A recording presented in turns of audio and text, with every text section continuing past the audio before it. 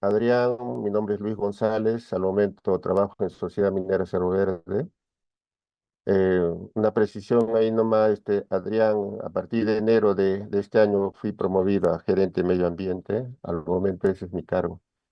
Ah, entiendo. Y Bueno, sí, no te preocupes. Felicidades entonces. no, muchas gracias. Y bueno, solamente para comentarles un tanto de las labores que nosotros realizamos en Sociedad Minera Cerro Verde. Somos una de las minas más grandes del país, estamos ubicados en Arequipa, a una altura promedio de 2.700 metros sobre el nivel del mar. Procesamos mineral de cobre para obtener cobre y molibdeno en forma de concentrados, perdón. Y a la vez también el mineral ron lo lixiviamos y obtenemos también como productos cátodos de cobre, ¿no? Para que se hagan una idea del tamaño de las operaciones de Cerro Verde, nosotros minamos al día aproximadamente 1.000.000 de toneladas, ¿no? 1.000.000 de toneladas por día nosotros minamos, de las cuales 450.000 aproximadamente se van al proceso y 550.000 son como desmonte, o sea que no tienen valor económico, ¿no? Para el procesamiento contamos con dos plantas concentradoras y una planta de lixiviación. Y como ya les dije, producimos cobre, concentrado de cobre, concentrado de molibdeno, cátodos de cobre, los cuales son transportados desde Arequipa hasta el puerto cercano de Matarani y de donde son ya despachados para su procesamiento o para el cliente, ¿no? Estamos ubicados a unos 30 kilómetros de la ciudad de Arequipa, más o menos a 35 kilómetros, perdón, de la ciudad, ¿no? Aproximadamente somos 5.000 personas directas de Cerro Verde y 5.000 también de empresas contratistas, lo que nos hace una fuerza laboral aproximadamente de 10.000 personas, ¿no? Eso básicamente es lo que somos en Cerro Verde. Como área ambiental, nosotros somos los encargados de ver el tema de lo que es monitoreo ambiental, gestión de residuos sólidos, sistema de gestión ambiental, hemos certificado el ISO 14001 y lo venimos manteniendo. A la vez, vemos los temas de estudios ambientales, todo lo que corresponde a la presentación de estudios de impacto ambiental, ITS, y los permisos correspondientes, modificación de concesión de beneficio, informes técnicos, etcétera, lo que corresponda. También vemos el plan de cierre de nuestra unidad. Atendemos a la supervisión del gobierno, en este caso a la UEFA. Todos los años nos visitan. Y básicamente esa es la labor que nosotros ejecutamos, ¿no?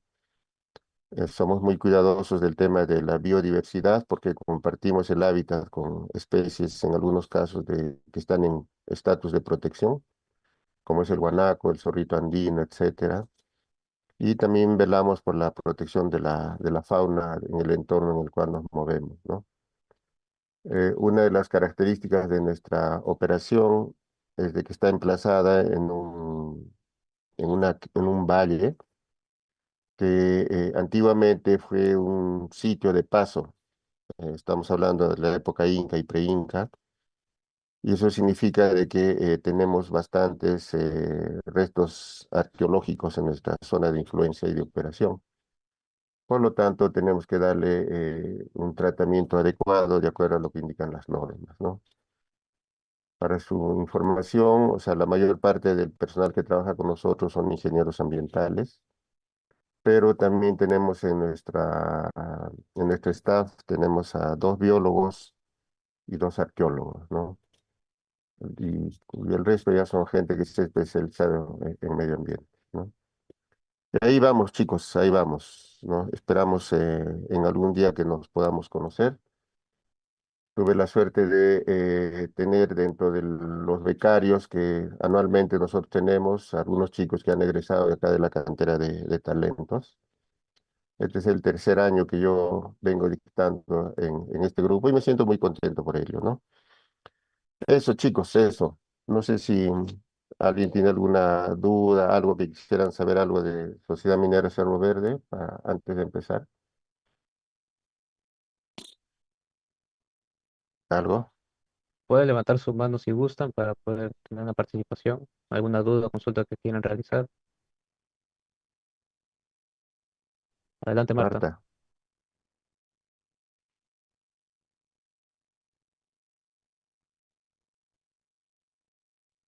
Marta, Sí, bueno, disculpe, no me permitía activar el micrófono. Qué gusto escucharlo, ingeniero. Y quería hacer la consulta sobre los procesos de prácticas profesionales que tienen en Cerro Verde. Más o menos en qué periodos o cada cuánto tiempo se habilita estas postulaciones. ok. A ver, nosotros tenemos dos tipos de, eh, de atención a los estudiantes. Uno de ellos son las prácticas preprofesionales y el otro son el plan de becas. En el tema de las prácticas, son dadas a los hijos de los servidores.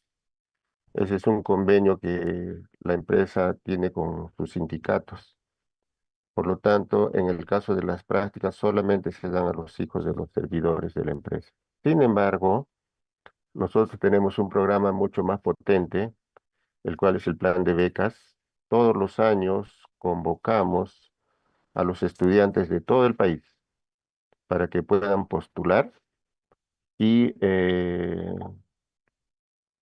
si tienen la oportunidad, pueden participar en nuestro plan de becas. El plan de becas dura un año, de enero a diciembre, y el proceso de postulación se da aproximadamente a partir de septiembre, si no me equivoco, agosto, septiembre, porque es un proceso muy largo, tiene una serie de filtros, entrevistas. El último proceso son entrevistas presenciales y de ahí, de acuerdo al número de vacantes, se conceden el número de las personas que trabajarían con nosotros durante un año, ¿no? Hemos tenido, al momento tenemos becarios de la especialidad de medio ambiente, también tenemos becarios de la especialidad de arqueología, biólogos y ingenieros químicos también tenemos, ¿no? Dentro del grupo que está trabajando ahorita con nosotros. Es un programa muy interesante porque de acuerdo a la evaluación que ustedes puedan tener, podrían tener la oportunidad de alargar el periodo, ya no como becario, sino como ingeniero en formación, ¿no? Y ahí vamos, ¿no? O sea, lo que tengo entendido es que el año pasado hubo una gran convocatoria, participaron de todo el país, cerca de 16.000 muchachos se presentaron. Y finalmente llegaron creo que son como 700 los que ingresaron de todas las especialidades, ¿no? En el caso de medio ambiente, nosotros tenemos, como ya les dije, ¿no? De medio ambiente, de arqueología y biología, ¿no? Eso.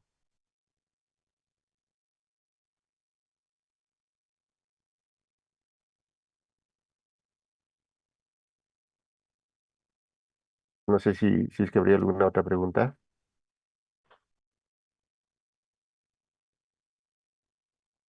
Ok, muy bien. Muy bien, jóvenes, vamos a empezar.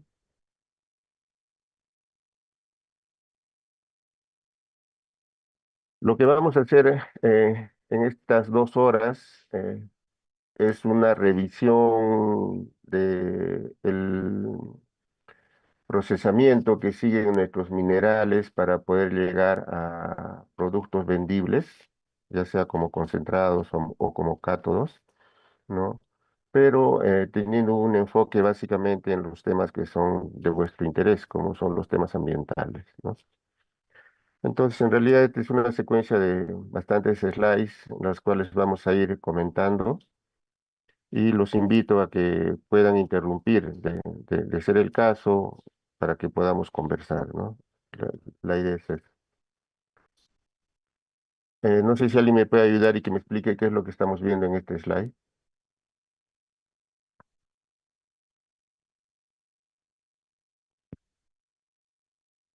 Hola,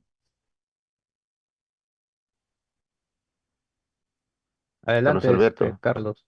Sí, ¿qué tal? Ujú, Mira, ahí lo que puedo visualizar es una mina, tajo abierto. ujú, Veo que ya se han realizado las operaciones. En la parte de abajo puedo ver que creo, o sea, creo que es, creo que es agua con, es el drenaje ácido, creo. Y bueno, ahí se puede ver cómo está la mina en el medio del paisaje, ¿no? ujú. Sí, efectivamente, esta es una mina a tajo abierto. Por lo que podemos apreciar, debe estar en la sierra, ¿no? Por el contorno de los cerros y por las hierbas que se mira acá a mano derecha. Y efectivamente lo que se mira en el fondo es agua, ¿no? Agua del subsuelo, que a medida que vamos profundizando en el minado, se intercepta la napa freática y esta agua comienza a aparecer, ¿no? En realidad, chicos, para los que tengan la oportunidad de trabajar en minería, ustedes van a tener la oportunidad de ver algo similar a esto, poco más grande, poco más chico, pero en términos generales, esto es lo que va a ser parte de su trabajo, ¿no? Vamos a hablar en esta ocasión solamente de los temas ambientales referidos a un minado de tajo abierto. Minería subterránea es otra historia, ¿no? Muy bien, jóvenes. Para una vez aperturado el tajo abierto, para poder nosotros remover el material que va a ser enviado al proceso, hacemos uso de explosivos, ¿no? Entonces, se hacen perforaciones con unas máquinas especiales, se coloca el explosivo, que puede ser de diferentes tipos, generalmente se utiliza ANFO, que es una mezcla de petróleo diésel con nitrato de amonio, ¿no? Y se hace la voladura, ¿no? Lo cual, si me ayudan, en la parte inferior están las máquinas de perforación. Miren el tamaño de la máquina versus la nube de polvo que se levanta, ¿no?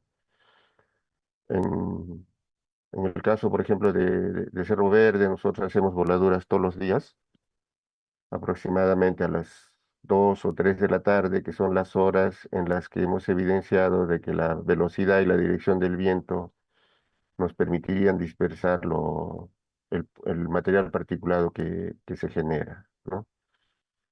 Adicional adicional al polvo que ustedes están viendo, ¿qué otro aspecto ambiental creen que se podría generar durante las voladuras? Estamos viendo el polvo acá, ¿qué más hay? Podría ser el ruido, doctor. Podría ser el Podría ruido, ser el muy ruido. bien. Otro,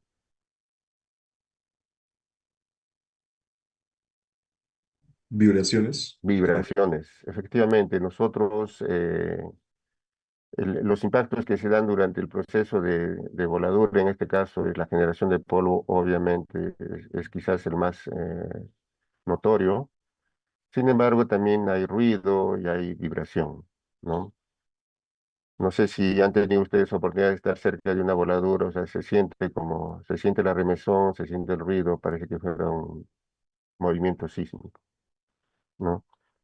Una vez de que luego de la voladura, luego de que se despeja el polvo, se hace el aseguramiento de que las cargas han detonado, ¿no? Lo que procede es el carguío del mineral.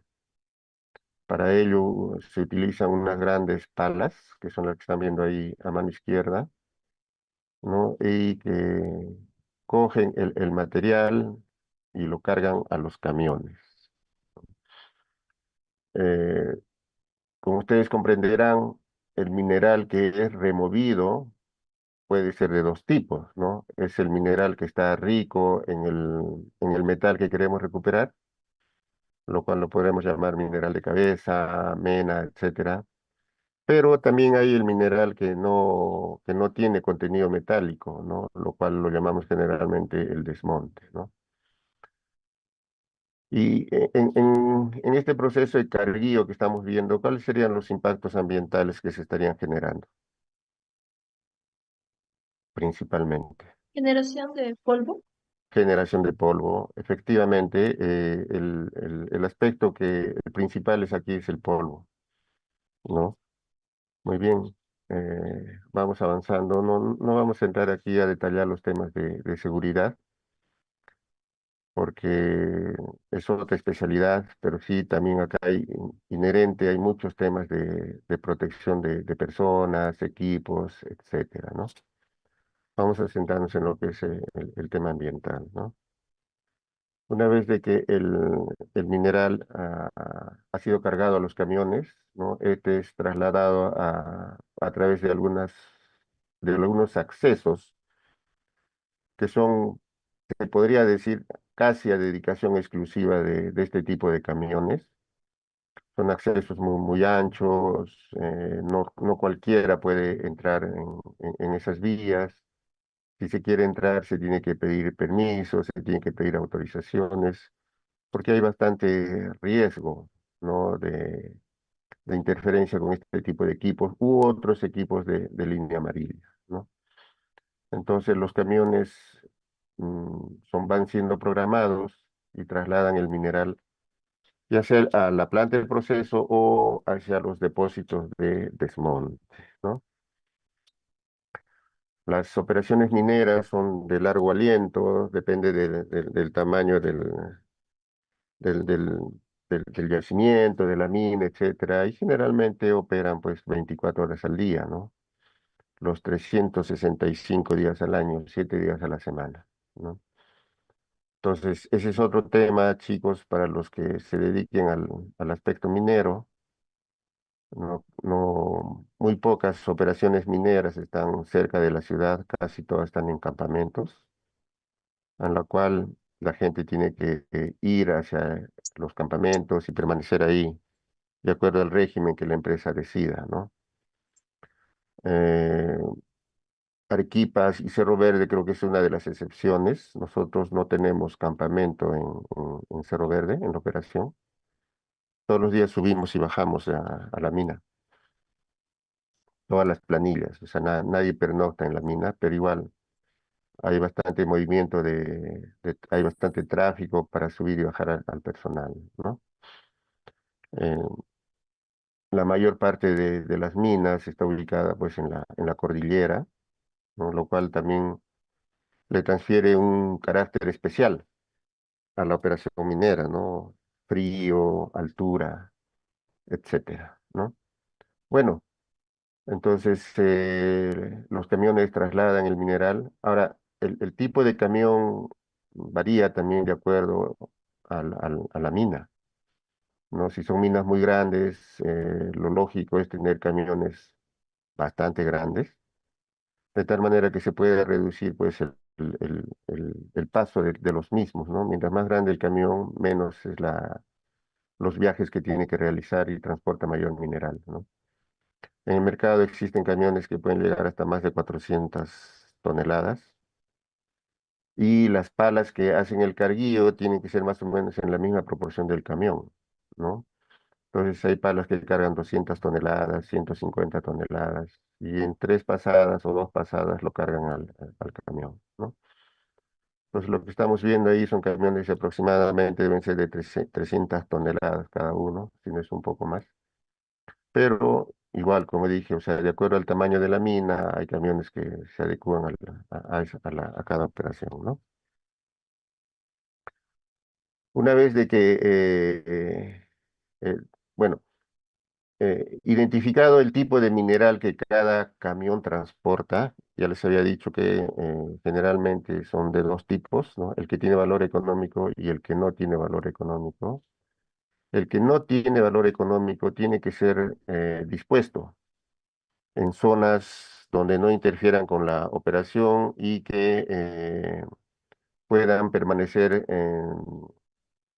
eh, almacenados en estas zonas por mucho tiempo, salvo que si en algún momento el precio del mineral que contiene sube bastante, entonces el mineral que antes no tenía valor podría ser que se vuelva atractivo en este momento. Todo depende de las condiciones del mercado, ¿no? Sin embargo, lo que estamos viendo en la fotografía son los camiones que están depositando el mineral que no tiene valor en las desmonteras, ¿no? Esta es una vista de más o menos cómo sería una conformación de una desmontera, ¿no? Y ahí vuelvo a hacerles la pregunta, chicos, o sea, ¿qué aspectos ambientales ustedes creen que se puedan generar ahí?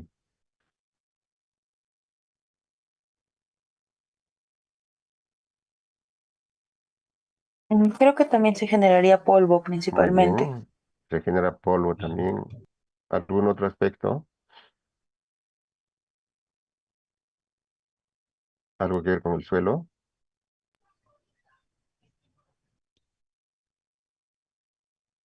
¿Ustedes creen que podría haber impacto al suelo?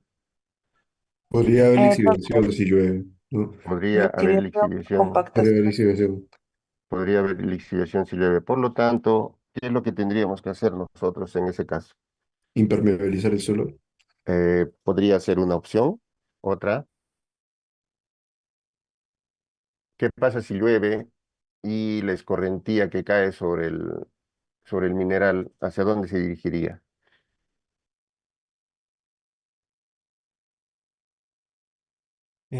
Hacia la capa, hacia el subsuelo, hacia, Sí, por ejemplo, ríos entiendo. subterráneos. La idea es que precisamente no, pues, no suceda eso. Entonces, qué es lo que nosotros tendríamos que hacer aquí para buscar un sitio adecuado donde disponer el desmonte? Uno, tendríamos que buscar una zona donde el suelo tenga la suficiente capacidad de evitar precisamente la filtración del agua que se pudiera dar, ¿no? O sea, no podemos disponer el desmonte en cualquier sitio. Tenemos que hacer estudios de suelos, etcétera, de tal manera que tengamos la certeza de que está sobre un material competente que minimice la infiltración hacia el suelo. Tampoco podemos estar cerca de algún cuerpo de agua, cuerpos de agua superficial, etcétera. Deberíamos minimizar en lo posible. Y adicionalmente, de acuerdo a la zona, tendríamos que construir también infraestructura para manejar y colectar el agua de escorrentía, Podría ser ¿no? lo que es los canales de coronación. Exactamente, podría ser canales de coronación. Entonces yo construyo canales de coronación de tal manera que evito que el agua entre en contacto con, el agua de la lluvia, de la escorrentía, entre en contacto con mi componente. Entonces ahí podríamos hablar de dos tipos de agua en la operación minera, ¿no? El agua de contacto y el agua de no contacto. Si el agua entra en contacto con el componente, se vuelve como su nombre lo dice, es agua de contacto, y por lo tanto yo no la podría descargar directamente hacia el medio ambiente. Lo que yo tendría que hacer son instalaciones, plantas de tratamiento, regresar al proceso, etcétera, pero el agua de contacto yo no la puedo descargar al ambiente. Si yo construyo canales de coronación, canales de derivación, evitaría que parte de esa agua pueda entrar en contacto con mi componente. Por lo tanto, el agua podría derivar a una quebrada natural. En el caso que el agua que no tenga contenido químico, pero sí podría tener sólidos en suspensión, quizás se podrían construir pozas de sedimentación, de tal manera que me garantice que el agua de rebose pueda salir cumpliendo los LMPs, ¿no? Entonces, eso hay que tener bastante cuidado. Y como ustedes dijeron también, aquí el aspecto ambiental principal es la generación de polvo, ¿sí? ¿No? El mineral que tiene contenido metálico es llevado a las plantas de procesamiento y para poder ser procesado necesita que sea reducido de tamaño, ¿no? Para lo cual,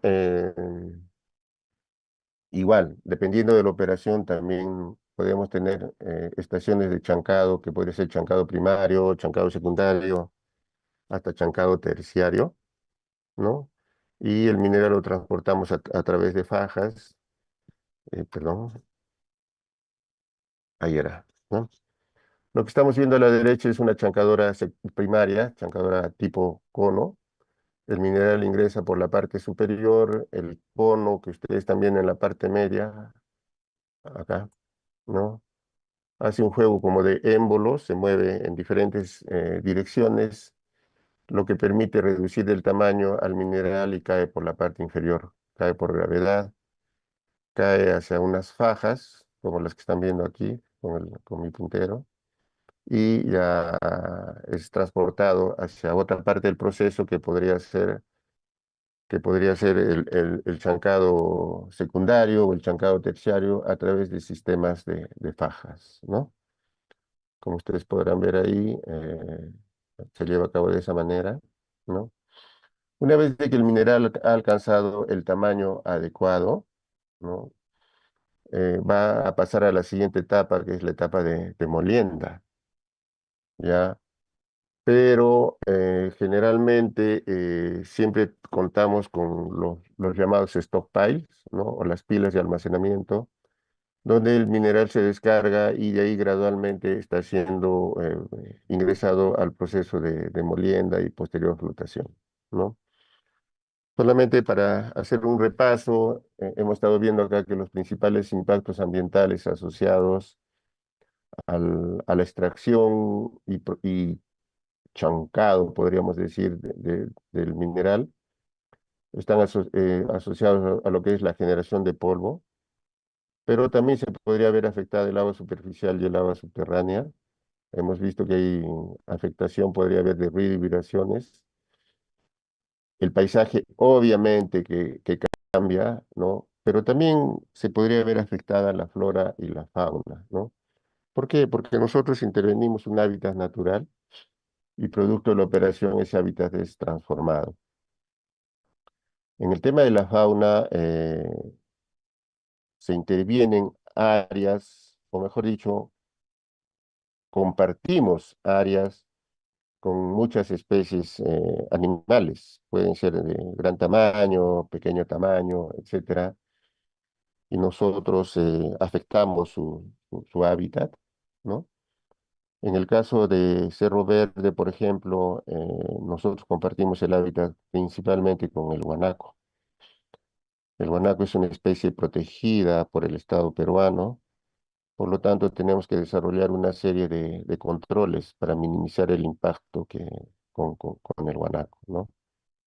Somos conscientes de que estamos invadiendo su espacio, ¿no? Y por lo tanto tenemos que brindarles a esta especie y a las otras también los cuidados respectivos.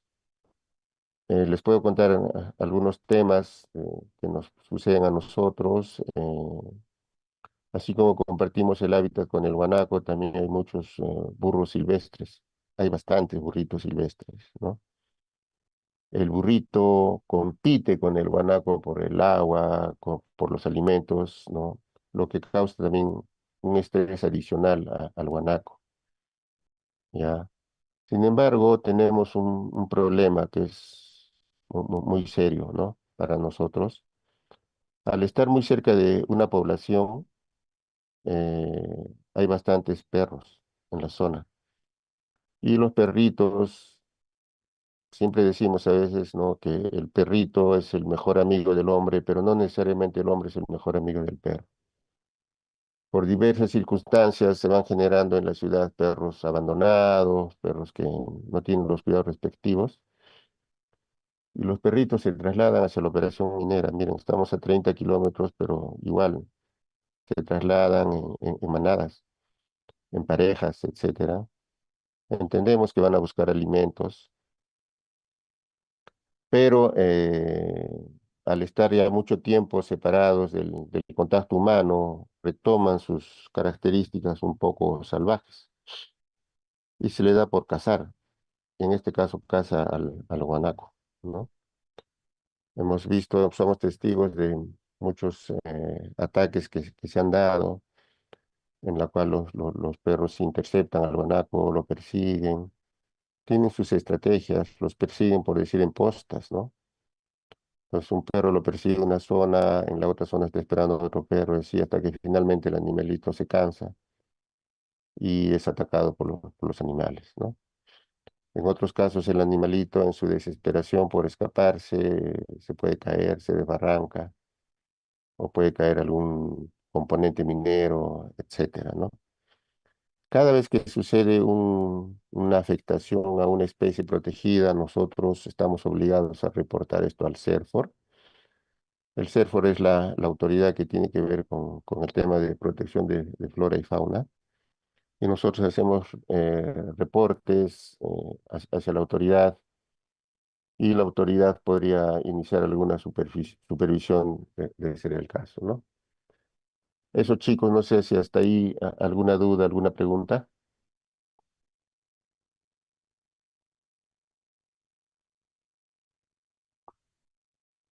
Aparte del guanaco, nosotros también compartimos hábitat con una especie protegida que es un tipo de murciélago especial, lo cual habita bueno, en la zona donde nosotros nos desarrollamos. Ha habido minería desde mucho tiempo atrás.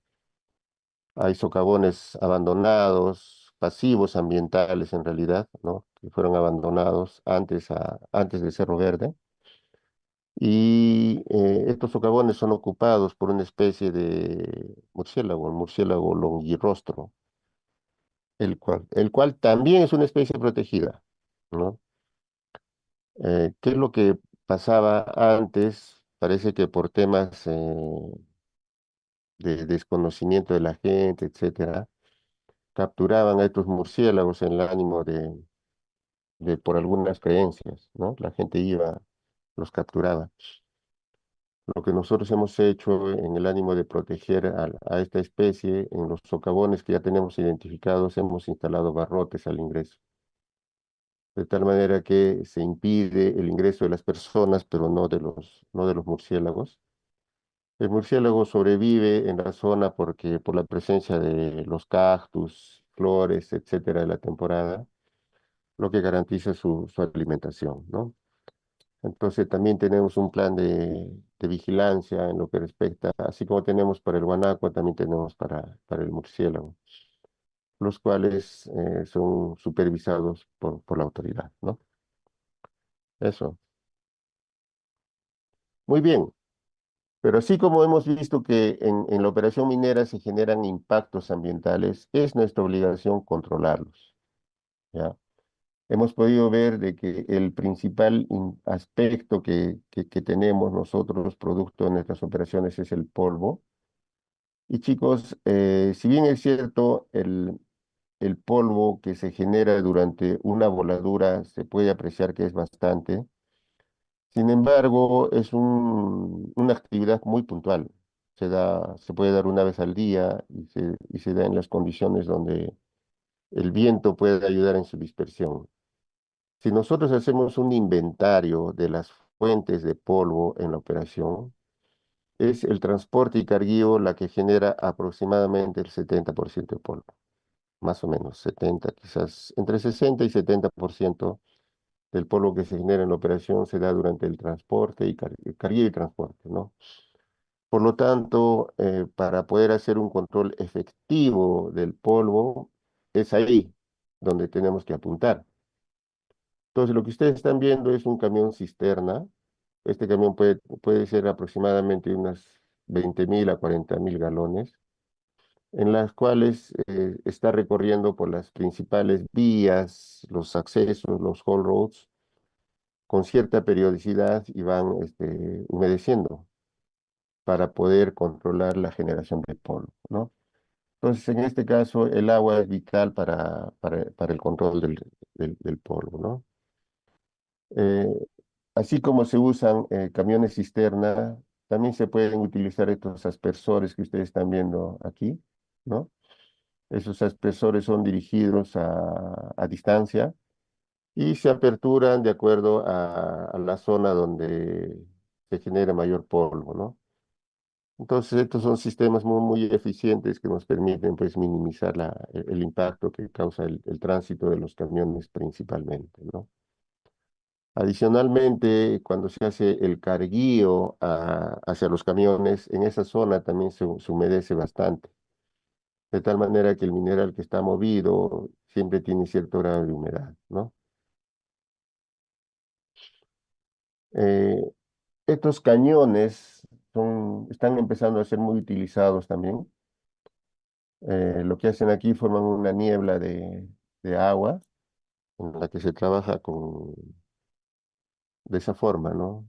Hace una neblina de agua y la roja presión puede tener alcances de 20 metros, 30 metros, etcétera. Y esta fina lluvia que se genera permite controlar el polvo, ¿no? Entonces, esa es una de las medidas de control que se tiene. En el caso de muchas operaciones mineras, también se utilizan supresores de polvo en los accesos. Son aditivos que se mezclan con el agua que se echa a los accesos y evitan que forman como una especie, como unas costras, ¿no?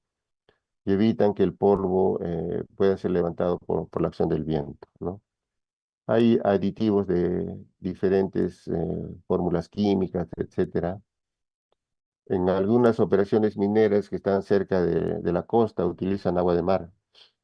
El agua de mar la sal es higroscópica, ¿no? Entonces permite que se forme como una película sobre el acceso y eso evita que el polvo se pueda dispersar. Sin embargo, también puede causar problemas en lo que respecta a seguridad. Si en una vía que ha sido humedecida con agua de mar, por decir, lloviera, esa vía se vuelve muy resbalosa. Y de tal manera que eso podría causar problemas al transporte de los camiones. Podrían derrapar, etcétera, ¿no? Entonces hay que ir buscando la fórmula adecuada de acuerdo a las circunstancias de cada operación minera, ¿no? Pero sí, nosotros le ponemos bastante énfasis al control del polvo y para ello utilizamos agua principalmente, ¿no? También hemos visto de que la generación de polvo se da durante el transporte, ¿no? Hacia la planta concentradora, etcétera. Y para ello el sistema de fajas debe ser encapsulado, ¿no? Tiene que ser totalmente cerrado de tal manera que ese polvo se pueda quedar ahí en la zona, ¿no? Y no pueda dispersarse. Hemos,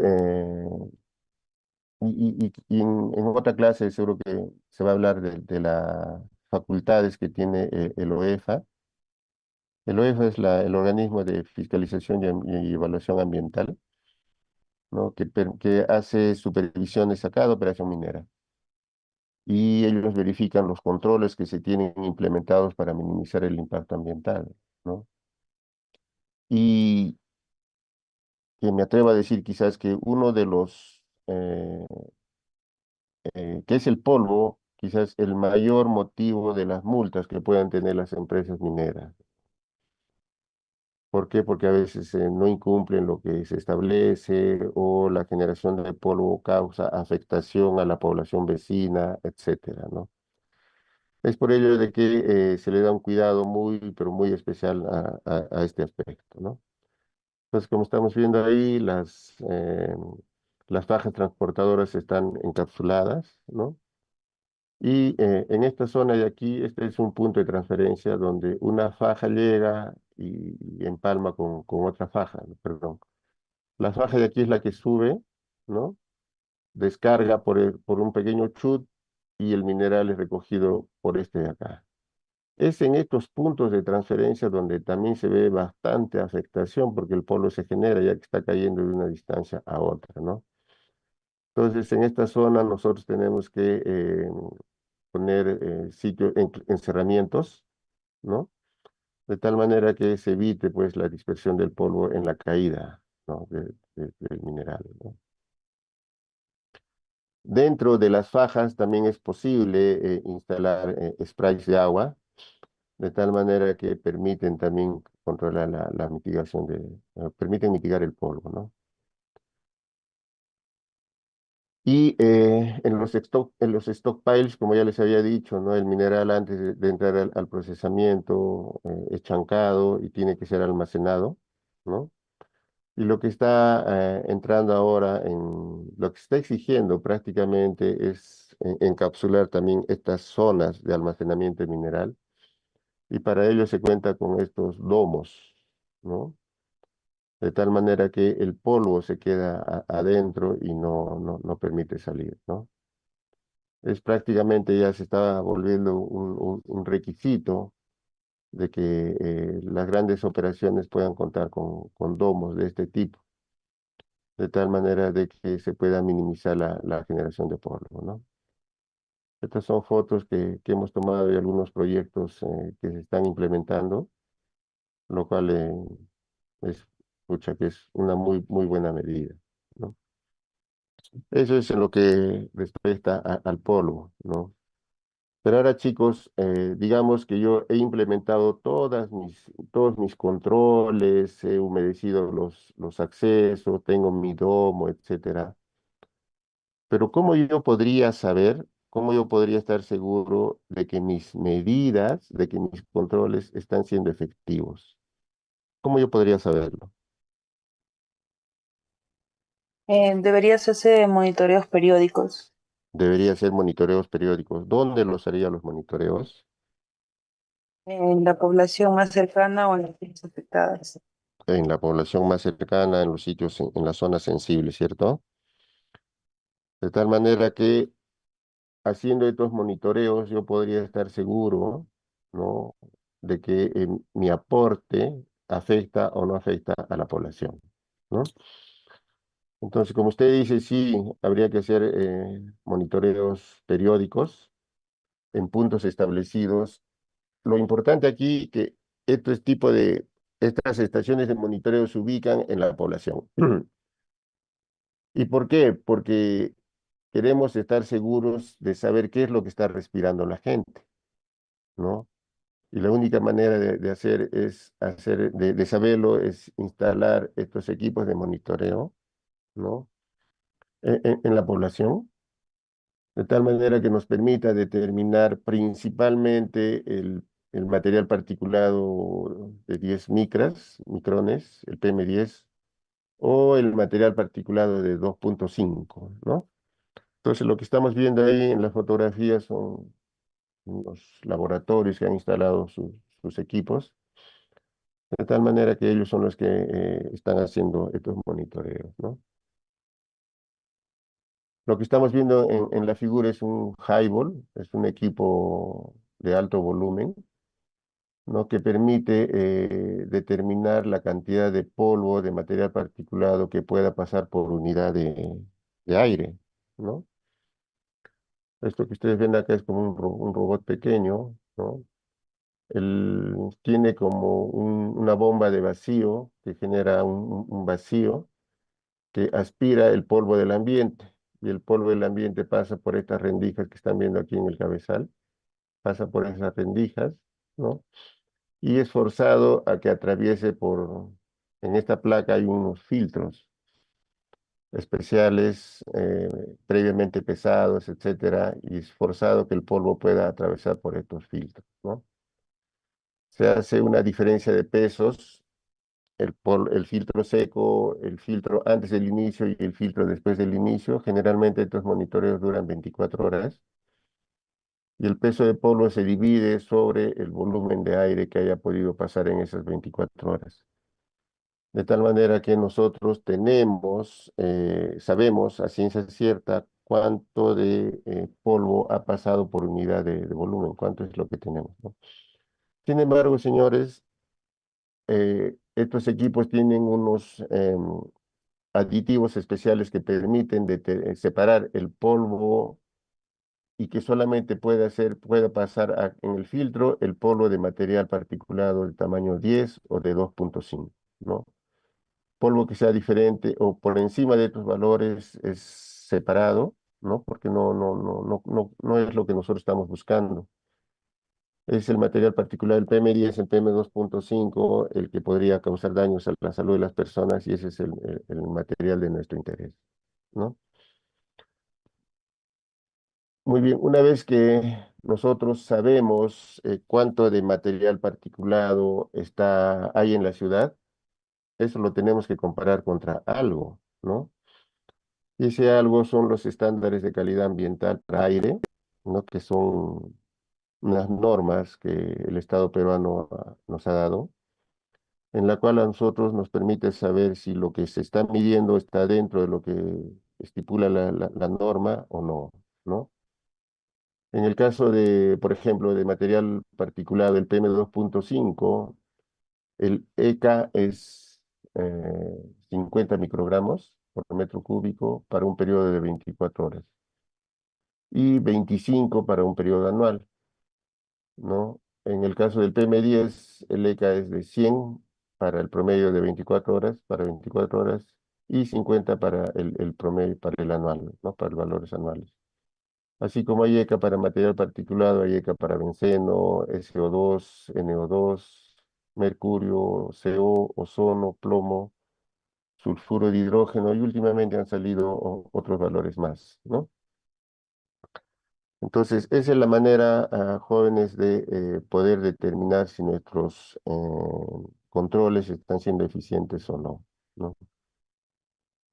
¿Y qué podría pasar, chicos, si los valores que se detectan en las estaciones de monitoreo en la ciudad sobrepasan los ECAs? ¿Qué es lo que podría pasar?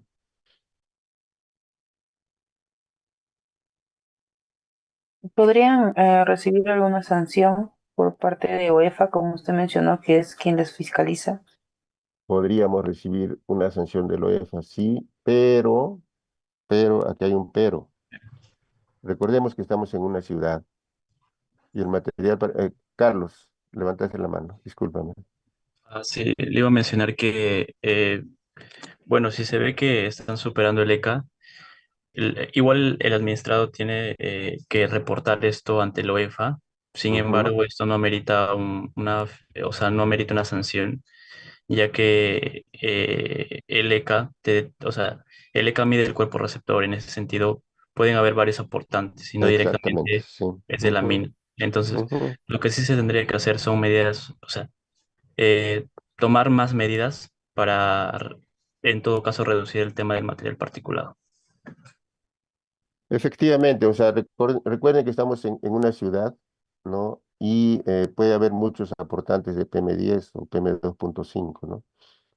Eh, el tránsito vehicular, los motores de combustión, las pollerías, las ladrilleras, los mismos sitios descampados en los cuales el viento levanta polvo.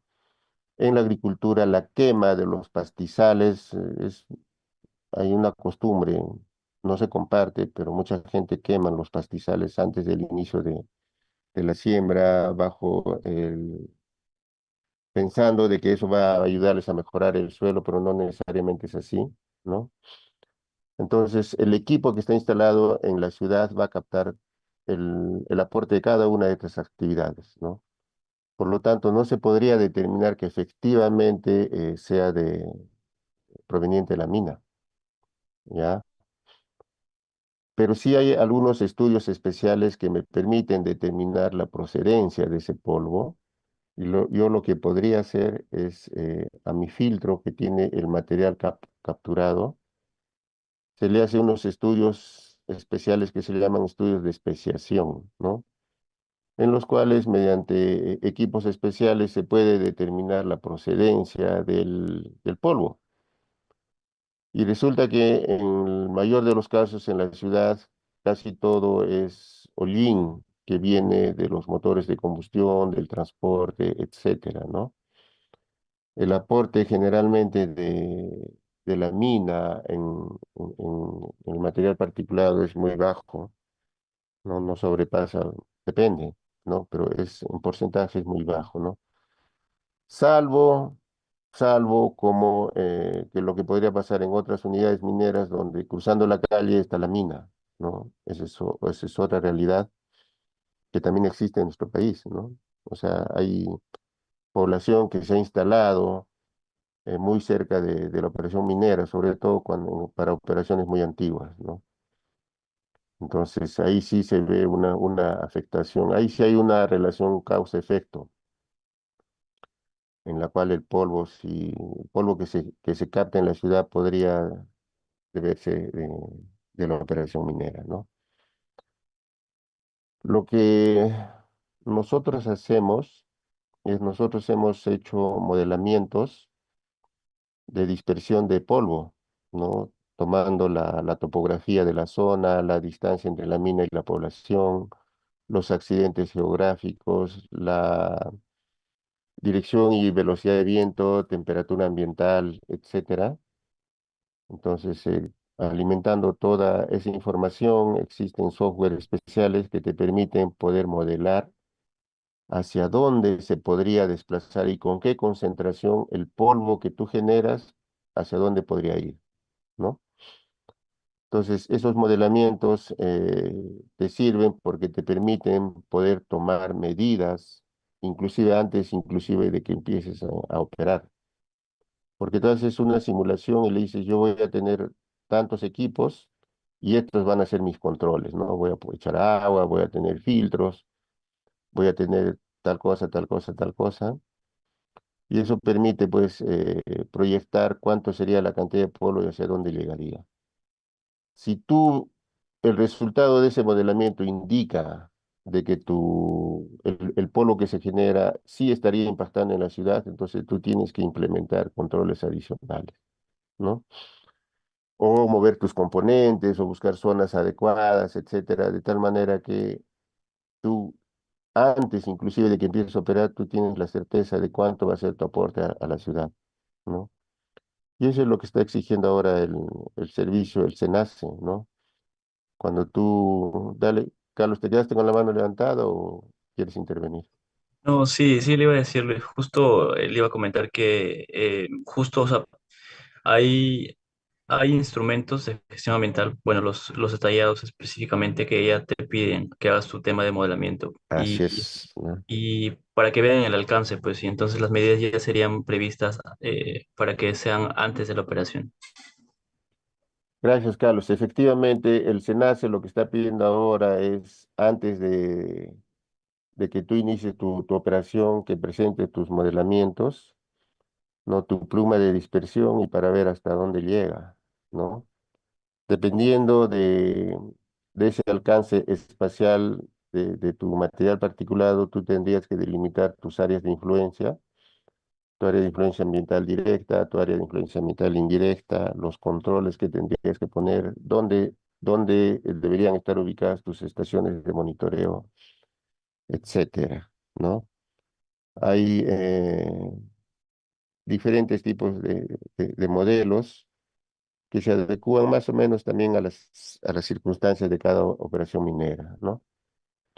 Entrar al tema del modelamiento es súper, súper interesante, es de mucha especialidad, pero que también es de bastante acogida en el mercado, ¿no?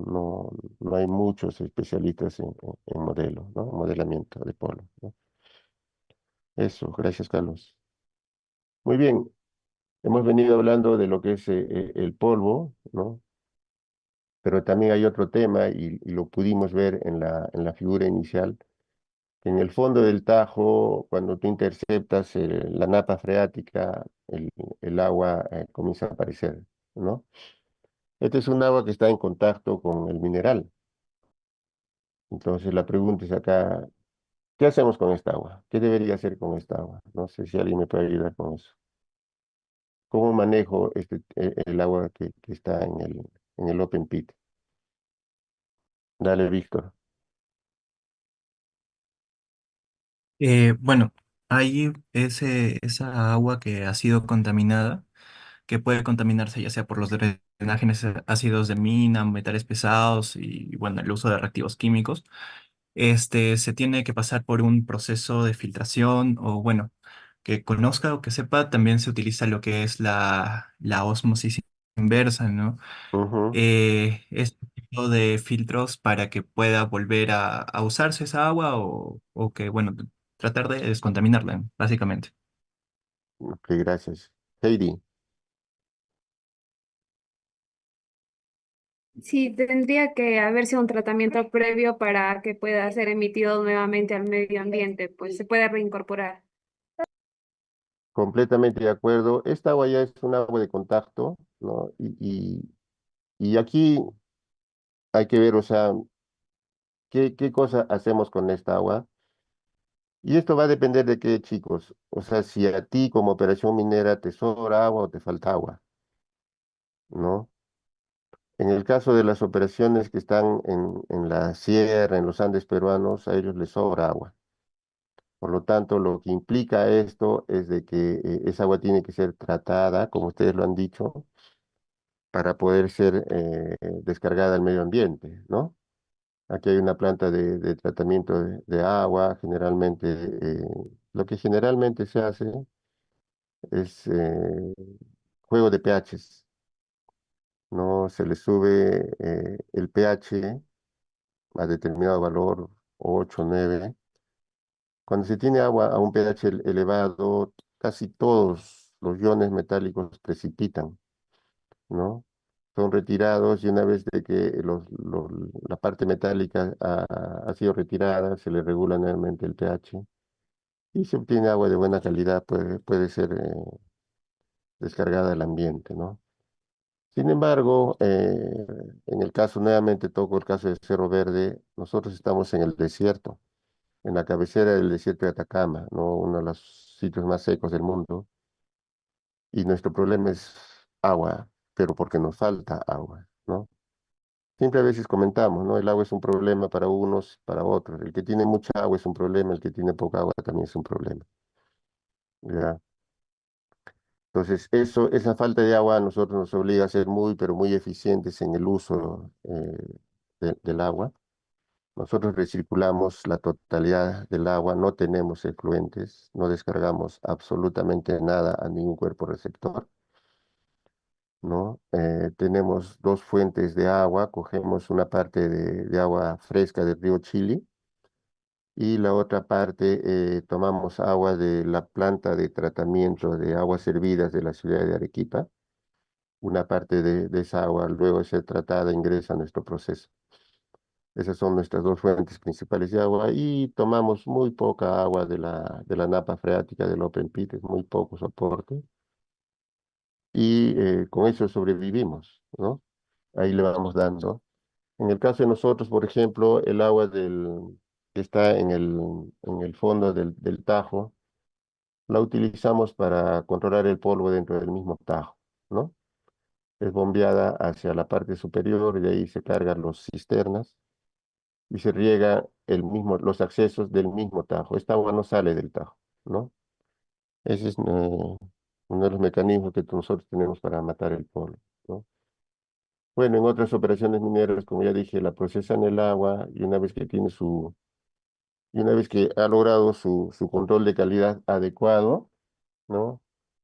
Esta agua puede ser descargada nuevamente al ambiente, ¿no? Y cuando decimos que si es que ha logrado el control el nivel adecuado es porque ha cumplido los límites máximos permisibles para efluentes minero-metalúrgicos. Este también está normado por el Estado peruano, ¿no? Y es el OEFA también quien se encarga de verificar, de acuerdo a los reportes, que efectivamente se hayan cumplido estos límites antes de ser descargados a algún cuerpo receptor, ¿no? Si revisamos también las actividades del OEFA, hay muchas operaciones que han sido multadas por el tema este de incumplimiento de límites máximos permisibles, ¿no? Y las multas pueden variar de unos cuantos UITs a bastantes, ¿no? Ahora bien, el hecho de descargar el agua hacia un cuerpo receptor, hacia un río, tampoco significa de que yo puedo descargar alegremente sin tomar en cuenta la calidad del cuerpo receptor, ¿no? El cuerpo receptor también tiene que ser monitoreado, ¿no? Y el río tiene que cumplir también unos estándares de calidad ambiental para agua, ¿no?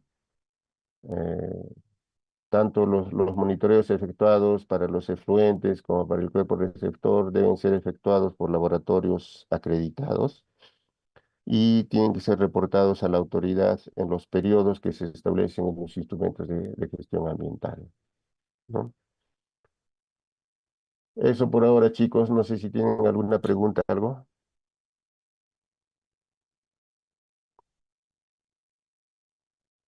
Ok. Adrián, nos tomamos. Víctor, dale.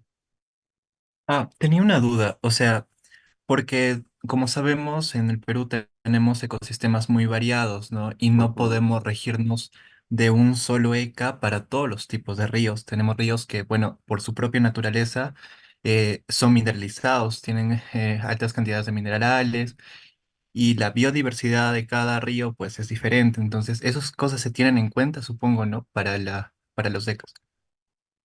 Los ríos, efectivamente, no podemos medir con la misma vara a todos los cuerpos receptores, porque depende mucho del sitio donde se encuentran, etcétera, ¿no?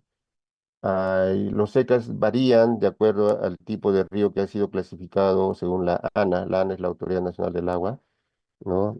Y hay ríos que tienen categoría uno, categoría 2, categoría 3, etcétera. Y dependiendo de la clasificación que tenga el río, es el ECA que tiene que cumplir, ¿no? En el caso del río Chili, que por donde, si bien es cierto, nosotros no tenemos efluentes, ese río ha sido calificado como categoría 3 para agua de bebida, de animales y de tallo corto, ¿no? Entonces, tenemos nosotros todo un sistema de monitoreo en el río para poder evidenciar de que no hay una alteración de la calidad del río al pasar cerca de nuestras instalaciones, ¿no? Carlos. Sí, tenía una pregunta, pero también podría ser una acotación sobre lo que dijo el compañero. También para ver si es que hay afectación, siempre se tiene que ver con el tema de la línea base, ¿no? En la línea base vas a monitorear esos, algunos puntos del cuerpo receptor, por ejemplo, de agua, y vas a ver Ujú. cuál es la característica que tiene esa agua para compararlo con los monitoreos dentro del programa de monitoreo ambiental que tiene tu instrumento. Una pregunta, ingeniero. En el tema por ejemplo, en una mina, sea antamina, cerro verde, ¿solo Ujú. llegan a hacer las mediciones y el cumplimiento de lo que dice el programa de monitoreo ambiental dentro de su IGA o también hacen otros tipos de monitoreos adicionales? A ver, nosotros y tenemos estaciones, las que llamamos nosotros operacionales y las no operacionales. Las no operacionales son las que están fuera de nuestras instalaciones, ¿no? Y son las que generalmente las que tenemos que ser, las que son reportables hacia el Estado peruano, ¿no? Pero dentro de nuestra operación, muy cerca de nuestras instalaciones, tenemos una serie de estaciones operacionales, de tal manera que de acuerdo a los modelos que nosotros tenemos, deberíamos más o menos tratar de cumplir algunos valores ahí. Al cumplir yo los valores en esta estación operacional, de acuerdo al modelo, estoy seguro de que mi aporte hacia afuera no va a llegar, ¿no? Ejemplo, yo tengo un modelo de dispersión de contaminantes por aire y este modelo me va generando unas isolíneas de concentración a medida que se va alejando de la fuente. De tal manera que muy cerca de la fuente, por decir, me da un valor de 300 el modelo, ¿no? Me voy alejando, me va dando 200, 150, etcétera, ¿no? En la isolina de 150 yo puedo instalar ahí un punto de monitoreo. Y de acuerdo a los valores, yo le exijo al área operativa que establezca sus controles de tal manera que yo no sobrepase ese valor límite interno de 150 microgramos por metro cúbico. Si yo sobrepasara ese valor, podría estar afectando en mayor cantidad hacia afuera. Entonces nosotros nos aseguramos, ¿no? Nos aseguramos de no sobrepasar esos límites internos que nosotros tenemos, ¿no? Pero sí, tenemos estaciones nosotros internas alrededor de la operación. Hemos fijado valores límites de acuerdo a los modelos y tenemos un control diario del material particulado. Estas estaciones trabajan en tiempo real. Cuando algún valor se excede, inmediatamente se está dando aviso a las áreas operativas para que ajusten más los controles, ¿no? Eso es en lo que es aire, que es quizás el tema más sensible, ¿no? Adrián, vamos a parar acá unos 5 minutos, como que tomamos un poco de agua y nos relajamos, ¿sí? Claro, ingeniero, no hay problema. Entonces nos damos 5 minutos de refrigerio, chicos. Muy bien.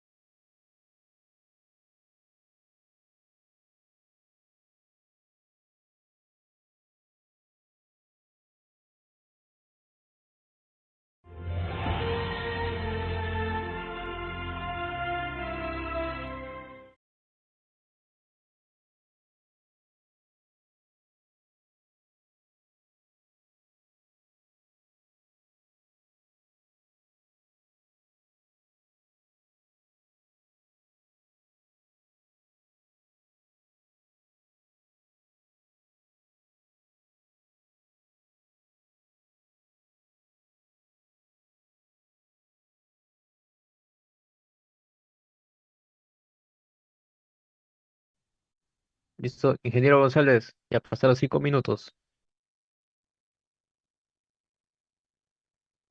Ay, perdón. Ya estamos acá ya. Sí, podemos continuar. Claro que sí. Gracias.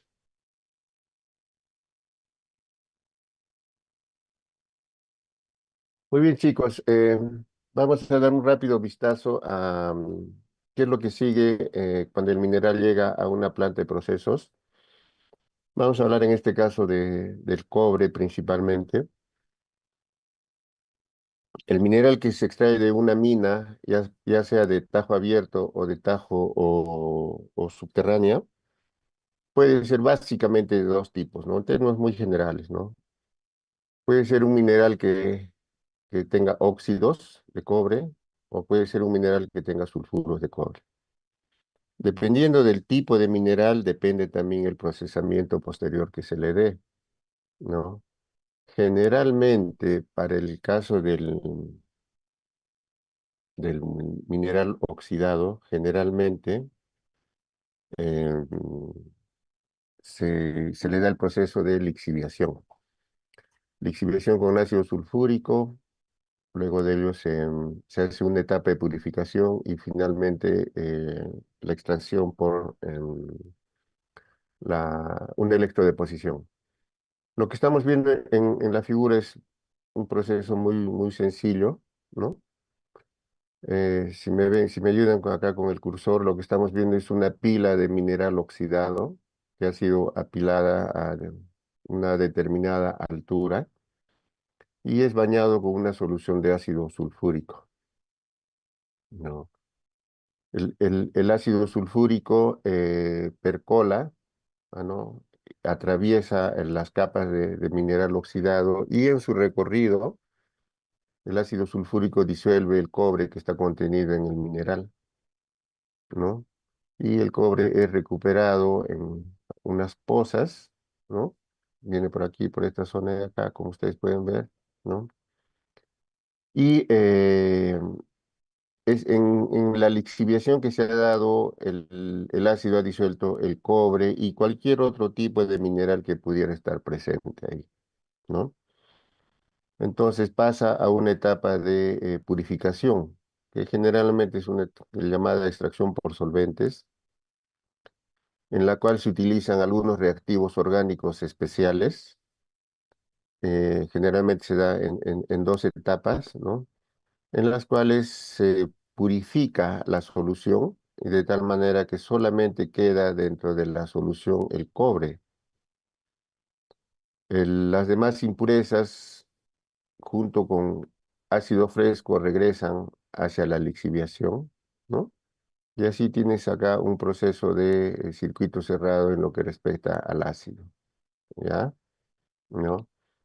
La solución rica en cobre, la solución rica en cobre que ya no tiene impurezas, pasa a otra etapa que es conocida como la etapa de electrorefinación, en las cuales por efecto de la corriente eléctrica se obtienen cátodos de cobre de alta pureza. No. Aquí también hay un proceso de circuito cerrado. ¿Por qué? Porque en esta nave yo le retiro el cobre a la solución, sin embargo, producto de la reacción química se incrementa la acidez, el pH, ¿no? Entonces aquí está regresando una solución baja en cobre, ¿no? Rica en ácido, y se mezcla con la solución que viene de la otra etapa que es rica en cobre, baja en ácido, ¿no? Entonces es un proceso en circuito cerrado y de tal manera eso nos permite obtener el cobre catódico, ¿no? Lo que estamos viendo acá es una operación de lixiviación. Estos son unos pads de lixiviación, ¿no? Las mangueras que se ven acá es por donde pasa la solución y por unos aspersores es bañada la pila de mineral. El mineral es recogido en unas pozas que están al pie generalmente. Estas pozas tienen que ser impermeabilizadas para dos razones, ¿no? Una, evitar el impacto hacia las aguas subterráneas y dos, que no se pierda el material valioso. Todo tu proceso te conduce a obtener esto y a ti no te conviene perderlo, ¿no? Entonces, aquí hay una vista un poco más amplia de una pila de lixiviación. Los aspersores son los que están aquí en la parte superior, miren, ¿no? Y esos van formando, regando todo el pad de lixiviación y finalmente esto deriva hacia las pozas que colectan la solución, ¿no? Este es todo un complejo que están viendo acá. Miren, los pads de lixiviación tienen varias capas, ¿no? Se lixivia y la solución es recogida en estas pozas, ¿no? Hay varios tipos de lixiviación, ¿no? Hay lixiviación en este caso por pads.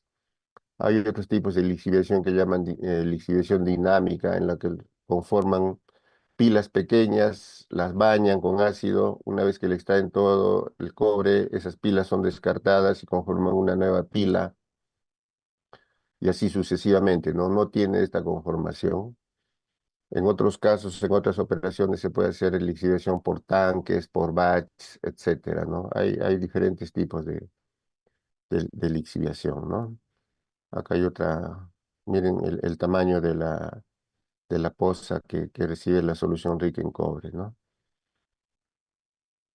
Una vez de que la solución ha sido purificada, se lleva hacia unas celdas donde por efecto de la corriente eléctrica, como les dije, o sea, se obtienen los cátodos de cobre, los que están viendo aquí a mano derecha.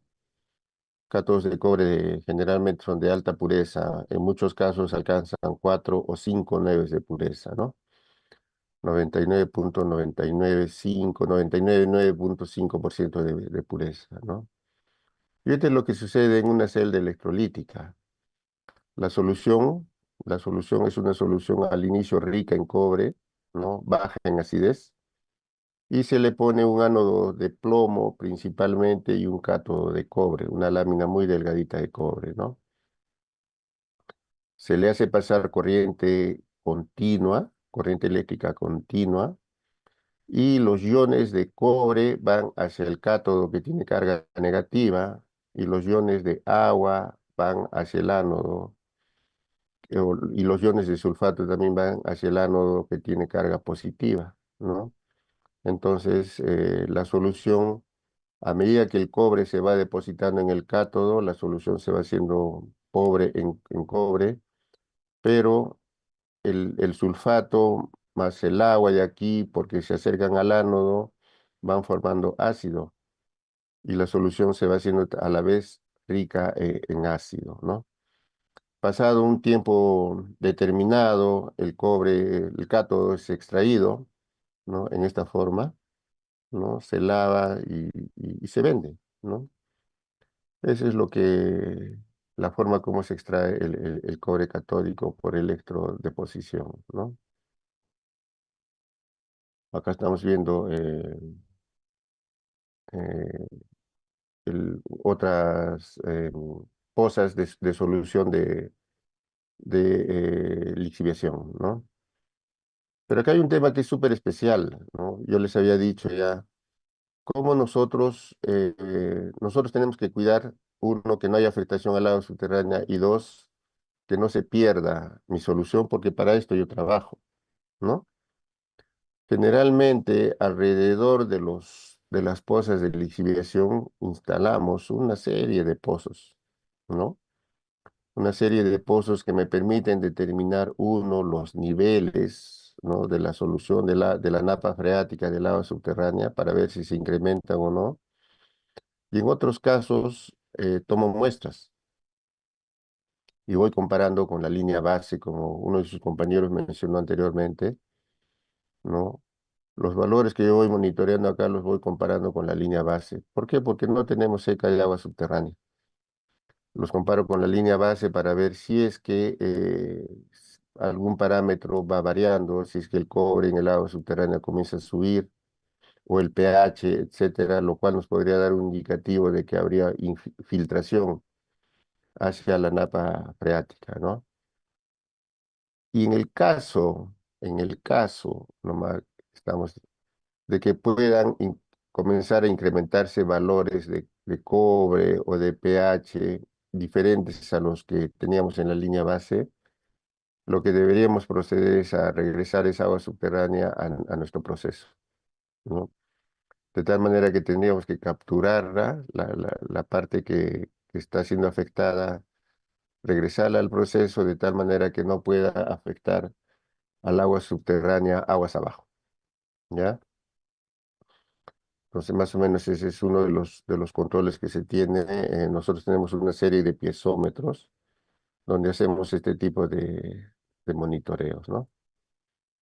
Y en el caso del mineral sulfurado, el mineral que tiene azufre en su conformación, el procesamiento que se le da es otro.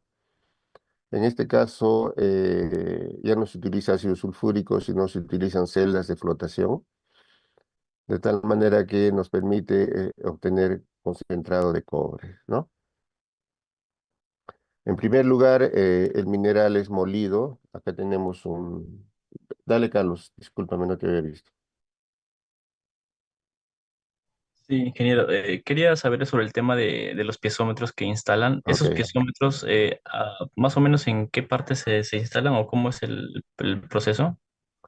Ah, Porque luego están que están como que están rodeando la membrana o están están dentro, fuera. No, no, en están realidad fuera. en realidad deberían estar fuera de la membrana porque no podemos nosotros perforarla. Ya, lo que hemos hecho, lo que se hace normalmente es que tú identificas antes inclusive de la construcción de tu pad de lixiviación la presencia de agua subterránea y hacia dónde van los flujos preferentes. Entonces, al tú conocer ya el comportamiento del agua subterránea, tú puedes deducir dónde podrías instalar tus piezómetros, ¿no? Tus piezómetros de monitoreo. Generalmente se instalan piezómetros de monitoreo aguas arriba y aguas abajo del componente, ¿no?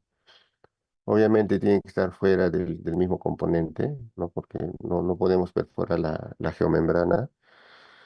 Entonces tenemos piezómetros, como te dije, aguas arriba, aguas abajo y vamos monitoreando continuamente, ¿no?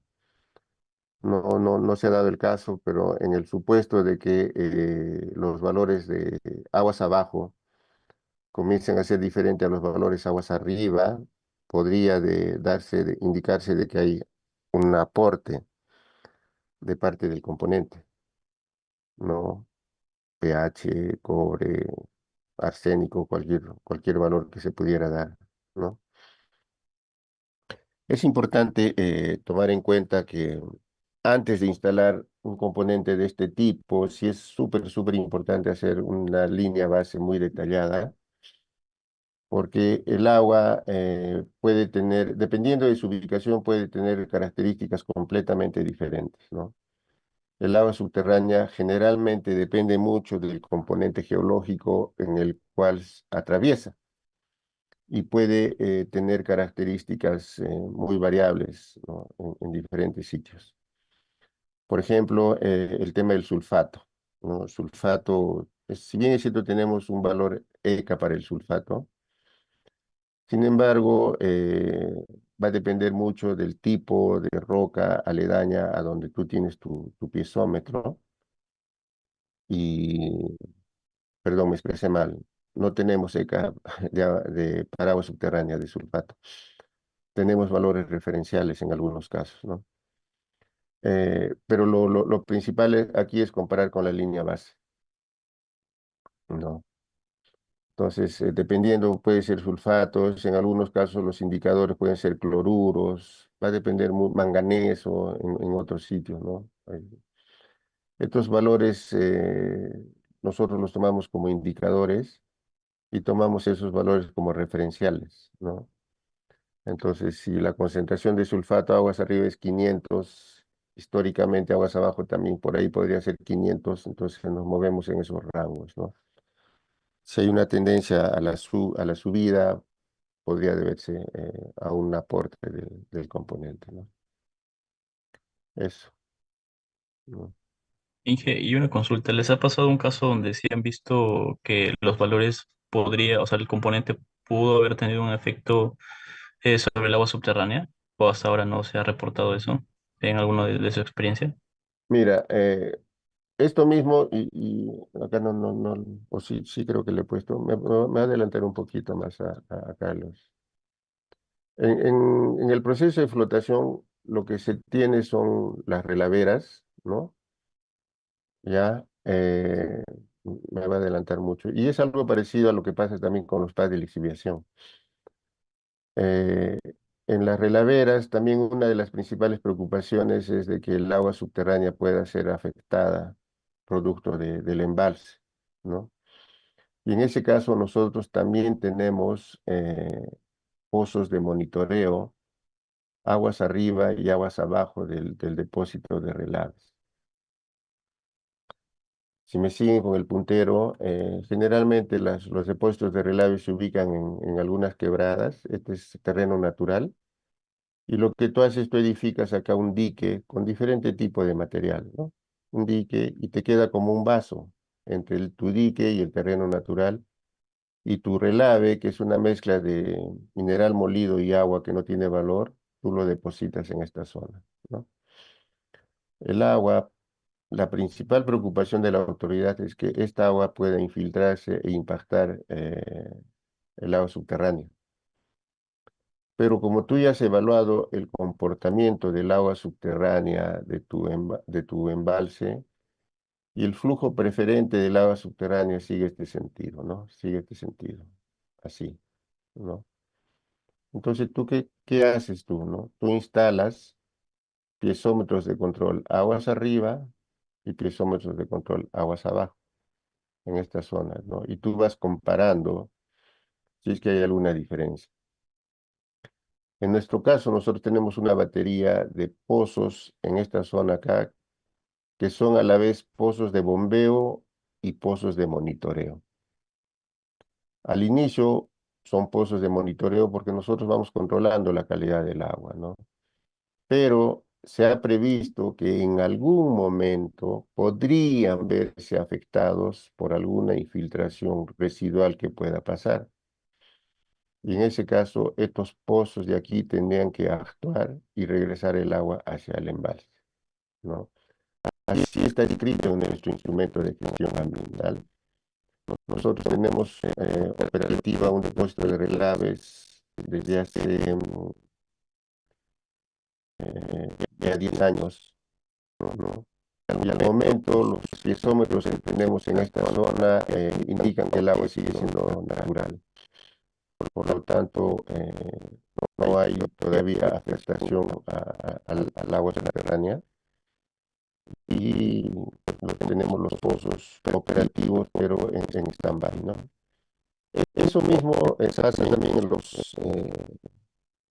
en las pozas en las partes de lixiviación, ¿no? Es el mismo principio, ¿no? Aguas arriba, aguas abajo, pero sí, pues empiezas a detectar de que hay cobre o ácido, aguas abajo de tu parte de lixiviación, es un tema de mucha preocupación, ¿no?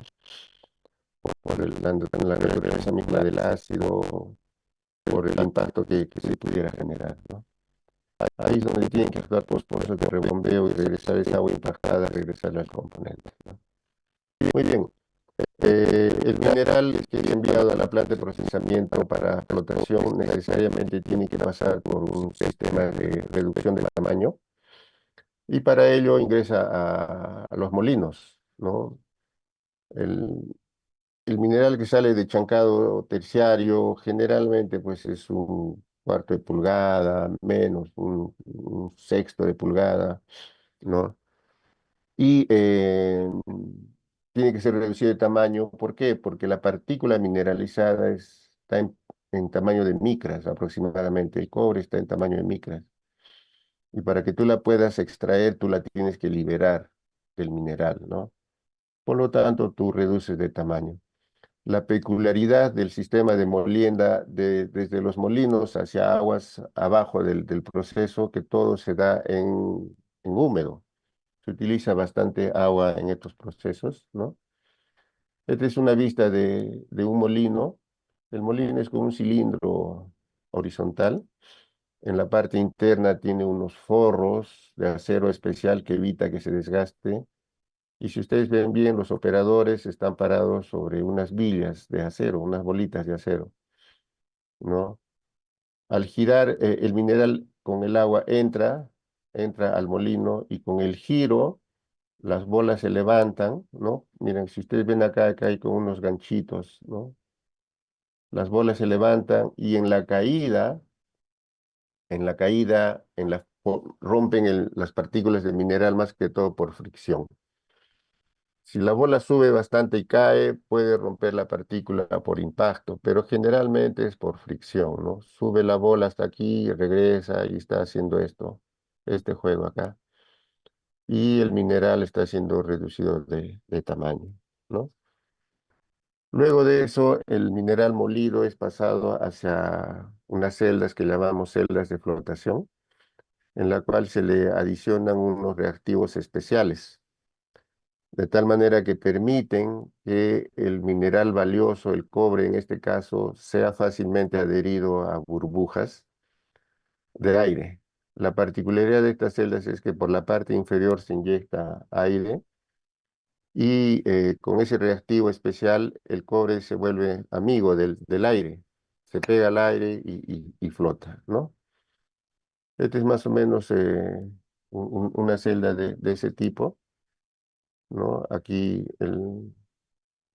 Acá hay un suministro de aire, este aire forma esas burbujas, las burbujas van de abajo hacia arriba, burbujas de aire, y la alimentación se da en este sentido, ¿no? Por acá viene la pulpa, que viene de molienda, ya los reactivos se le han adicionado previamente, y aquí hay una agitación bastante fuerte, permanente, ¿no? Una agitación muy fuerte. Lo que sucede es que estas burbujas de aire se vuelven amigas del cobre, ¿no? Debido a esos reactivos colectores y flotan. El cobre con todo y espumas sale por la parte superior y por la parte inferior ya no sale cobre, salen lo que llamamos nosotros relaves, que no tiene valor de cobre, ¿no? Entonces, es así como funciona el proceso de flotación, ¿no? Y finalmente lo que tenemos es un concentrado de cobre. Generalmente la concentración del concentrado de cobre es 23-25% de cobre, dependiendo de la mineralogía, ¿no? Dependiendo de qué compuesto es el que se ha formado aquí, ¿no? Y como ustedes pueden ver, es un tipo muy fino, ¿no? Ese es el concentrado, ¿no? Concentrado de cobre, ¿no? Ahora bien, como habíamos visto en la celda, eh, el concentrado va por arriba y por la parte de abajo sale el relave, ¿no? El cual en realidad es la mayor parte del componente, del mineral, ¿no? Entonces los relaves son alimentados hacia unos espesadores en los cuales se recupera el agua. Estos equipos son súper especiales porque a mí me permiten recuperar agua, ¿no?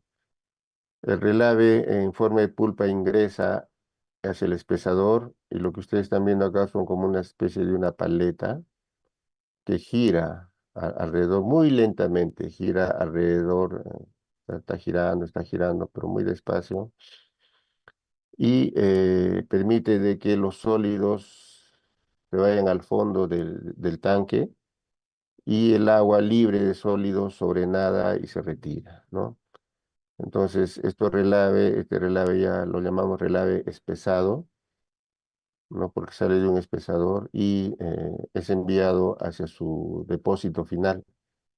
Y el agua sobrenadante, el agua que recuperamos nosotros por rebose, es agua que regresa al proceso, ¿no? Finalmente, ese relave espesado va hacia los depósitos de relaves, ¿no? Donde tiene que ser almacenado para que ahí quede, ¿no? El relave se separa como ya les había dicho, este es terreno natural, este dique nosotros lo construimos y el relave se deposita en esta parte y se va sedimentando. El sólido se va al fondo y siempre hay una película de agua sobrenadante y esa agua es bombeada y regresa al proceso, ¿no? Parte de esa agua también se evapora Y como ustedes están viendo acá también, aquí dentro de los aspectos ambientales se genera es el polvo, ¿no? Entonces, bueno, en este caso ellos recuperan el agua acá de esta manera nosotros lo que hacemos pues bombeamos el agua de acá para acá, ¿no? Bombeamos, ¿no? Entonces, chicos, a ver, de lo que hemos explicado, el tipo de procesamiento de minerales, tanto para óxidos como para sulfuros, ¿cuáles serían los impactos ambientales que ustedes podrían reconocer en lo que se les ha descrito?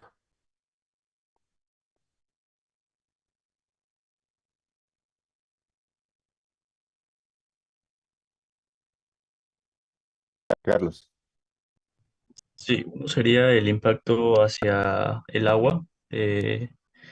Luego sería el tema también, bueno, la generación de residuos que van a generar los relaves. Y esos también van a impactar al agua. Eso más que todo, creo. Claro. ¿Alguien más? Diego. Bueno, sería también un impacto al paisaje, ¿no? Alteración visual mediante las excavaciones. Ujú, Podría afectar eso, ¿no? Una deforestación tal vez. claro que sí. Muy bien. ¿Alguien más? Polvo también me parece. Polvo. Ujú. Sí, efectivamente, el principal impacto que preocupa a la autoridad en el caso de los depósitos de relaves y de los pads de lixiviación es el impacto al agua superficial y al agua subterránea. No, como habían dicho también, hay una afectación al paisaje. Hay polvo. Generalmente la afectación por polvo en los depósitos de relaves es muy baja cuando estamos en operación. Cuando estamos en operación siempre va a haber agua, el material está húmedo y es muy poco el aporte de polvo hacia afuera. Sin embargo, cuando tú dejas de operar y ya no tienes agua y no has hecho un cierre adecuado de tu depósito de relaves, la afectación por polvo es elevadísima, ¿no? Y el otro tema que siempre veíamos también, hay una afectación a la flora por el ocupamiento y también a la fauna. Porque como hemos visto ahí, hay pozas de agua, pozas de relaves, etcétera, en las cuales muchas veces la fauna puede caerse, puede pretender tomar agua, etcétera, y podríamos tener algunos temas, ¿no? Hemos tenido casos de una parihuana la vez pasada. Las parihuanas, en lo que viajan de la costa hacia la sierra, se paran en la relavera. Nadan, están un tiempo ahí, después se van, ¿no? O sea, parece que son zonas de descanso para ellas. Tuvimos un caso lamentable de una parihuana que no se depositó en el agua, sino se depositó en el relave y después no pudo levantar vuelo, ¿no? Parece que estaba muy cansada o era de mucha edad. Finalmente se rescató. Tuvimos que utilizar mucho ingenio, ¿no? Con un dron, con una cuerda y un dron se le envolvió a la parihuana para que la podamos jalar. Se recuperó, se lavó, la bañamos, etcétera. Pero sí, o sea, puede haber afectación, ¿no? Hay otra afectación también a la fauna en el caso de las aves, por ejemplo. Hay aves que son migratorias y a veces confunden las luces de la operación minera, se desorientan y caen, ¿no? Hay una especie que es una golondrina que en su búsqueda de buscar sitios donde anidar, pierde un poco, se desubica y caen en la operación que nosotros tenemos, ¿no? Entonces nosotros ya tenemos establecido un programa de recuperación de estas golondrinas, las recuperamos vivas y a través del Salesforce las llevamos, las devolvemos hacia Mejía, en Arequipa, en la costa, ¿no? Esa es alguna de las medidas que nosotros tomamos, ¿no? Eso, chicos, no sé si habría alguna pregunta más. Con esto estaríamos terminando esta primera sesión que tengo con ustedes. Dale, Marta. Sí, ingeniero, quería consultar, hemos estado hablando del polvo y de este tipo de emisiones, pero quería saber cómo es el manejo de otros tipos de emisión atmosférica, ya sea gases o de repente algunas sustancias químicas. No sé si podría mencionarme cómo es este control. Sí, mira, el principal aspecto ambiental que nosotros tenemos es el polvo. En el caso de gases, no tenemos nosotros gases más los que se puedan generar por los motores de combustión de los camiones o de algún grupo electrógeno, pero su impacto no es significativo. No tenemos identificado afectación por gases. Producto de nuestra operación no se generan gases, ¿no? O sea, no hay. En las celdas de electrodeposición, esas celdas trabajan, como habíamos dicho, ya con ácido sulfúrico. Lo que se generan son unas neblinas ácidas, pero hay diferentes tipos de control para ello. Uno, las naves de electrodeposición son naves completamente cerradas, entonces si se genera alguna emisión quedan dentro ¿no? Adicionalmente, en esas celdas se utilizan unas películas, unos reactivos orgánicos que forman como una película superficial que evita de que esa neblina ácida pueda salir. Y también en algunas operaciones se utilizan unas bolitas de material sintético que cubren la superficie de las celdas. Y eso también evita de que haya generación de neblina ácida. Durante el proceso de lixiviación, que eso sí es a cielo abierto, no hemos identificado generación significativa de neblina ácida ni nada de ello, ¿no? O sea, no. Y en el caso de productos químicos, como hemos dicho aquí, a grandes volúmenes, nosotros utilizamos ácido sulfúrico, que ya les he descrito cuáles son los controles que tenemos, y los reactivos de flotación, que generalmente son reactivos orgánicos, que no generan mayor emisión, ¿no? Para otro tipo de operación, sí es posible que se generen emisiones, principalmente si tenemos una fundición, porque producto de la fusión de metales, las altas temperaturas, sí, pues hay emisiones principalmente de SO2, ¿no?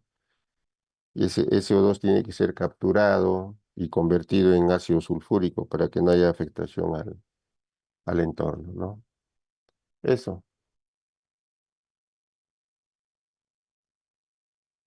muy bien. Adrián, si no habría Ingeniero, alguna pregunta. Sí, dale, dale, dale, dale. sí, disculpe, una pregunta más. Tenía una consulta respecto a los relaves. Sí. Si es que se ha investigado, si es que hay alguna otra manera de tratarlos aparte de lo que es la recuperación de aguas, ¿no? Porque, bueno, académicamente en investigaciones, hay algunos estudios que indican que incluso, los relaves, al ser, digamos, usados como o mezclados con cemento Portland, pueden ser usados como bloquetas de construcción, ¿no? Sin embargo, bueno, el cemento Portland puede como que aislar y encapsular el efecto químico que tienen algunos metales tóxicos. Sin embargo, esto no es a largo plazo. Entonces, quisiera consultarle eso, ¿no? Si es que hay algún otro método para poder tratar estos relaves. Ah, mira, hay muchas iniciativas y como tú bien dices, la bibliografía está llena de artículos en los cuales se promueven el uso de los relaves. No sé si a eso te refieres, ¿no? Hay muchas, nosotros inclusive hemos trabajado también, la cementera que es nuestra vecina nos quiere comprar parte de estos relaves para poder hacer precisamente bloquetas, ¿no? De cemento. Mucho va a depender del tipo de mineral. En el caso nuestro, tenemos la suerte que solamente tenemos cobre y no tenemos mayores impurezas. Pero si el relave tendría plomo, si el relave tendría arsénico, poniendo como ejemplo, no sería recomendable su empleo en otras actividades, porque por más que tú lo puedas mezclar con cemento, eso no te garantiza de que finalmente no puede haber una exposición de las personas, de los usuarios hacia esos componentes, ¿no? Entonces, en el caso nuestro, sin embargo, la empresa por política ha considerado no dejar los relaves donde están y cuando sea el momento procederemos al cierre respectivo, ¿no? O sea, no es política de nosotros el vender los relaves o darlos a terceros, ¿no? Ahora bien, Mm, ¿qué más se podría hacer? Básicamente es eso, ¿no? Reaprovechar. El tema este de la economía circular están saliendo muchas iniciativas. Pero finalmente se puede identificar alguna tecnología que pudiera manejar los relaves adecuadamente, bienvenida sea, ¿no? Podríamos trabajar con ellos. Eso sería.